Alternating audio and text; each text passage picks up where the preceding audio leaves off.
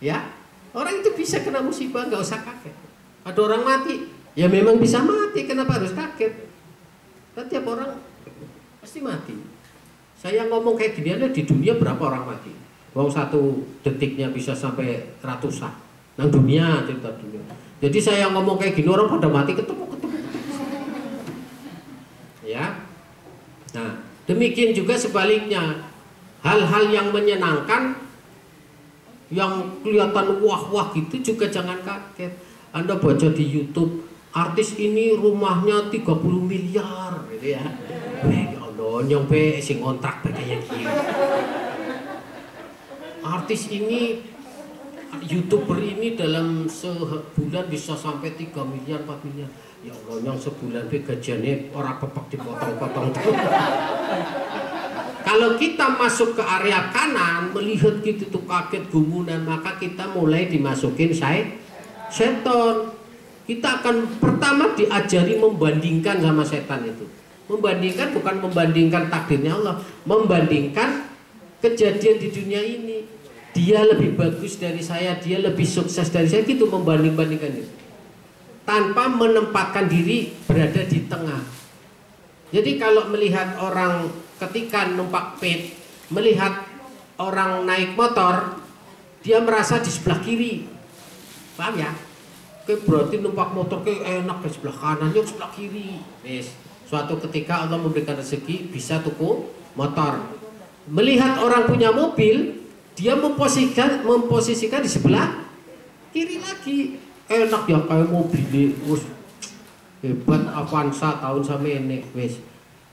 Kemudian Allah memberikan Avanza tahun sekian, ada orang lain mendapatkan Pajero, dia memposisikan sebelah kiri lagi. Kapan kentengnya? Oke ya, ini pelajaran hidup. Kadang-kadang ini lah ngomong apa kok itu? Tidak seperti itu. Jadi kita harus sering merenung. Kita harus memposisikan di tengah yang adil. Pertama, hitam putih itu milik Allah, saya tidak punya hak apa-apa. Begitu ya. Itu yang kalau kita percaya kepada takdir Allah. Jadi kalau misalnya saya dokter, Anda ustadzah, ya jangan protes. Kalau saya Anda ustadzah, saya dokter, saya pun nggak perlu protes menjadi ustadzah, karena kita sudah ditakdirkan seperti itu. Ini terlepas dari kodar ya. Kalau kodar artinya kita ada upayanya, ada usaha kita. Kalau kodo sudah mutlak. Tapi apapun, saya pernah berdiskusi, apapun mau kodo mau kodar, ketika itu sudah terjadi ya kodo. Misalnya saya mau ke pasar pagi, itu kan nyong pantuku kelambi warnanya abang, itu kodar, tak lakoni nyetater motor jeglek ke sana. Kan mau beli kan harus ke pasar pagi dan saya tahu tempatnya, itu kodar, itu melaku mengikuti takdirnya, ada upaya, ada hak kita untuk jalan. Oke, sampai di pasar pagi lah kasing dodol kelambi abang, akhirnya nyong tuku lah laka abangnya coklat bebis, tuku coklat. Sudah terjadi nggak? Nah, beberapa ulama mengatakan ya itu sudah jadi kodo. Jadi hari titik ini ke belakang itu sudah jadi kodo, sudah haknya Allah. Kodar itu sebetulnya adalah iming-iming supaya Anda itu berikhtiar. Coba kalau nggak ada kodar, kodo semua, ya habis ngapain yang suka jokong boy gitu ya. Atau orang yang jahat-jahat itu akan mengatakan, anggur yang jadi maling memang yang ditakdir ada di maling, dan saya harus punya hak juga sama masuk surga, betul nggak? Oh, ditakdirkan Allah. Nah ini kan orang-orang Jabariyah ya, ismu pemikiran Jabariyah seperti itu. Demikian juga sebaliknya orang yang Qadariyah, orang yang berpikir semua ini karena kita, upaya kita. Jadi kalau saya kaya ya karena upaya saya, itu orang-orang Qadariyah itu pun salah gitu. Ya, jadi Qadariyah, upaya ikhtiar dan doa kita itu dijanjikan kepada Allah, disuruh oleh Allah supaya kita itu melakukan sebuah move, gerakan gitu ya. Nah, gerakan Gerakan ini supaya benar ada aturannya, kaidah-kaidah agama gitu, kaidah-kaidah keimanan, ketauhidan dan lain-lain. Masalah kodo, kita nggak tahu kodo itu dicatat sebagai apa di Lauhul Mahfuz itu. Apakah betul saya dicatat sebagai dokter pada waktu saya belum jadi dokter? Orang ngerti ya. Tapi setelah saya menjadi dokter, oh berarti kodone dokter. Taunya setelah kejadian. Walaupun itu kodarnya apa, waktu SMA saya berusaha belajar supaya bisa masuk kedokteran kan gitu. Itu di titik itu disebut kodar gitu loh, karena ada ikhtiar untuk mengejar itu. Nah itu hebatnya kodo dan kodar, konsep-konsep Islam itu luar biasa indah gitu dalam menghadapi kehidupan. Jadi kalau Anda itu hidup semacam ini, pegang itu, ada kodo, ada kodar, ada kodo, ada kodar. Kodar pun kalau sudah terjadi maka itu kodo jadinya. Itu ya. Oke. Nah kembali lagi kita berada di tengah. Bagaimana supaya kita itu berada di tengah?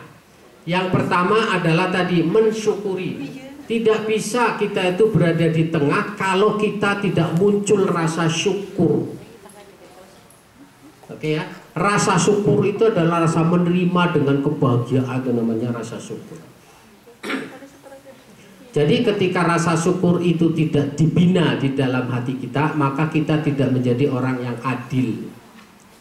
Kita akan terseret ke kiri kayak apa? Lagu apa kasih? Ke kiri. Terus masuk jeblung karena di situ ada setan. Jangan lupa orang berpikir ya ke kanan, jangan ke kiri. Kanan kan putih. Ingat di kanan pun setan pirang-pirang. Nah, jadi langkah pertama untuk menjadi orang yang berada di tengah, orang yang adil adalah rasa syukur. Rasa syukur bisa diterjemahkan secara umum adalah menerima dengan kebahagiaan. Bukan penolakan tapi bahagia. Jadi kalau misalnya Anda itu punya uang 100.000, alhamdulillah. Senang gitu loh. Ya, senang, dan dia tidak dibanding-bandingkan dengan yang 1 juta. Itu namanya syukur. Nah, cara kita bersyukur di samping lima adalah kita matanya diwalik. Ojo madep mana tapi diwalik tuh madep namanya. Sebab kalau kita sering melihat orang lain, setan datang lagi. Nanti membanding-bandingkan ya, karo tangga motore PCX, yang motore Revo. Seperti itu ya. Dan ingat, setan itu tidak mengubah manusia langsung 180 derajat. Dia akan pelan-pelan ya. Jadi Ustadz Somad, setan itu datang tidak terus ayo bersinah, plek, enggak. Dia pelan-pelan. Sing langsung ke malah menungsa, setan menungsa. Nganggo katok pokek, bapenan, bengesan terus. Ayo Mas. Langsung orang nganggo babi bu. Tapi kalau setan yang tidak nampak itu tidak akan langsung. Pasti kita lari kalau langsung. Pelan-pelan gitu. Nah, disinilah hati-hatinya kita dengan syaitan tadi ya. Baik, rasa bersyukur. Kemudian yang kedua adalah dalam melakukan sebuah tindakan. Sekali lagi, dalam melakukan sebuah tindakan kita harus menganut kaidah pertama, amanah. Amanah, catat itu ya. Kita sudah bersyukur. Kemudian untuk melakukannya apa? Kan bersyukur itu diem tuh. Bersyukur, alhamdulillah ya Allah, hari ini saya bahagia. Kalau anggar sholat kan alhamdulillahirabbil alamin. Ayat itu tuh camkan begitu, alhamdulillah, artinya yang wis dimen suatu kebahagiaan yang luar biasa di dunia ini. Sambil bayangnya kayak kudune. Oke. Dan itu kita lakukan setiap sholat. Baik, setelah kita bersyukur, maka kita mulai bergerak. Kan nggak mungkin kita diem aja syukur nggak. Kita harus bergerak. Saya jadi dokter, saya bekerja di kantor. Anda mengajar, itu kan harus ada pergerakan. Nah, dalam pergerakan ini catat baik-baik, amanah itu sangat penting. Karena amanah ini nanti yang insya Allah akan dihisab Bukan cuma dihisab saja, akan dibalaskan di dunia. Contoh, kalau Anda seorang ustadzah kemudian Anda tidak amanah, maka Anda akan dibalas di dunia. Akan ada yang dikurangi oleh Allah. Apa yang dikurangi? Wallahu a'lam. Pokoknya kebahagiaan Anda akan dikurangi dengan Anda tidak amanah.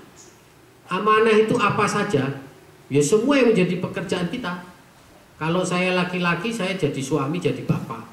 Yang urung dia putu, ya urung jadi sibah. Maka itulah amanah saya. Yang ada di otak saya, ya Allah, saya ingin anak saya menjadi orang yang berguna, orang yang ya tadi amanahnya sebagai mengatur anak. Istri juga demikian, harta yang kita cari juga demikian. Oke, amanah. Perhatikan baik-baik, kadang kita itu ngomong, ya nyong tak amanah. Perhatikan baik-baik, banyak sekali hal-hal yang kita itu lupa sedikit, tapi ditambah-tambah lama-lama jadi banyak, jadi bukit. Itu setan tuh kayak cuil-cuil. Ya, amanah. Amanah itu apa saja ya banyak, kembali lagi banyak. Di dalam janji pun itu ada amanah. Di dalam janji ada amanah. Kalau Anda itu berjanji kenyong kudu ABC, upayakan mati-matian ABC itu dijalankan.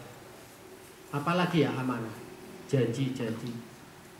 Anda punya utang nggak sama saya? Enggak ya? Tahu ketemu, sering ketemu ya dan anak utangnya. Oke, hutang itu juga janji. Ketika, mohon maaf saya cerita orang lain aja. Dan kenyataan, saya dihutangin orang. Nanti orang itu dibilang bur ya ora ya. Kalau ketemu, kelingan yuk, dia nyamutang sekarang posisi. Tapi sampai hari ini sudah 4 tahun. 4 tahun. Ada demi Allah ini kejadian. Terus dia pernah ketemu di jalan di Bali. Waduh, hati apa ya, uripe nyong kaya piye di apa susah ke golek kerjaan di golek rezeki padahal dia ada proyek gitu itu rada angel ya. Ben bisa sukses primer padi. Nyong ngomong bayar tuh utange kok. Ingat amanah ya. Itulah yang menjerat kita, janji-janji, hutang. Ini cerita saya lagi, ini kehidupan sehari-hari.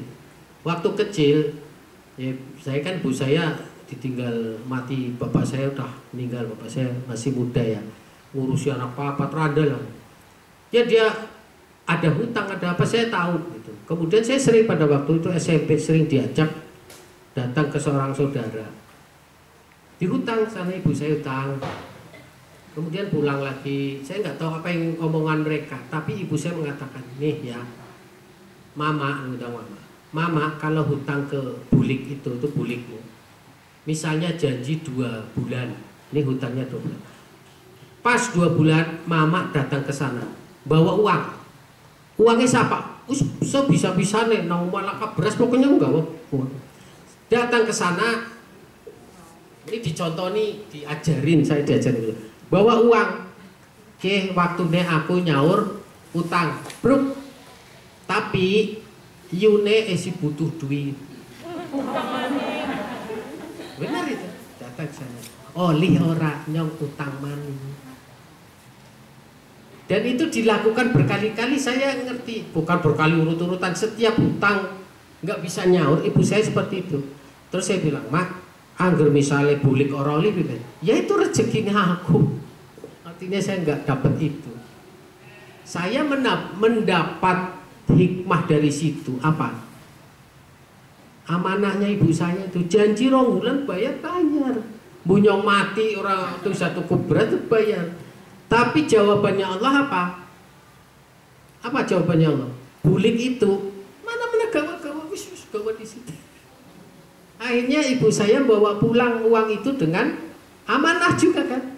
Ya wis 2 bulan maning ya. Ya wis tinggu di situ. Saya benar-benar lihat mata kepala sendiri. Bulik saya itu kok eman-eman gitu loh. Eman-eman kalau utang kebalikan terus ya digawa. Saya lihat sendiri. Nah, dari situ saya menilai bahwa ternyata kalau kita amanah, Allah memberi jalan. Orang ketang dalannya ya kue juga. Tapi beda. Coba kalau ibu saya tuh 2 bulan terus ngumpet. Kira-kira begitu 4 bulan anak rezeki bayar. Bayar nih nggak utang lagi, bayar. Dah. Tahun depan ibu saya datang lagi ke nyong panyili. Apa jawabannya? Gak ada pak. Ya, kapal ngapuran nih pak yang langsung. Ya. Coba paham ini yang saya maksud. Jangan khawatir dengan amanah. Anda jangan takut dengan amanah. Ibu saya pun tidak takut. Mengko nyongoroli duit. Nggak takut ibu saya. Betul? Ternyata Allah menjawab dengan lain. Sama seperti ibu saya tidak takut menyekolahkan anak-anaknya. Saya bontot. Saya yatim kelas 6 SD. Ya, ibu saya nggak kaya, orang kaya, ngingu ayam petelur di kamar. Dulu saya pernah cerita. Saya sampai bingung, sampai tua ini bingung. Kok bisa ya? Ibu saya nyekolah anak papat kuliah KB, sarjana KB. Nyong dokter, anaknya loro kuliah. Loro dokter. Ibu nyong randa, ditinggal bapak, umurnya 41 tahun pada waktu itu. Enjoy saja. Karena ada konsep-konsep yang dipegang tanpa sadar oleh ibu saya masuk ke mindsetnya. Contoh tadi amanah. Ibu saya ngomong, begitu ditinggal, saya pernah nanya, mungkin saya udah pernah ya cerita. Mak, zaman sama umur 40 nang ngisi kinyis-kinyis buyon kayak wis pada tuan. Bisa nih mamor kawin maning. Apa coba dari ibu saya? Loh, aku ditinggal bapaknya kon amanah papat. Loh kon, kakaknya kon barat kan itu amanah. Jadi aku nggak mau menikah bukan karena nggak punya hasrat, tapi hasrat itu kalah dengan amanah. Perhatikan baik-baik kalimat ini. Jadi ketika Anda mengambil sebuah amanah, maka itu akan ditolong Allah, akan ada jalan Allah. Pak Udi ngomong apa? Terus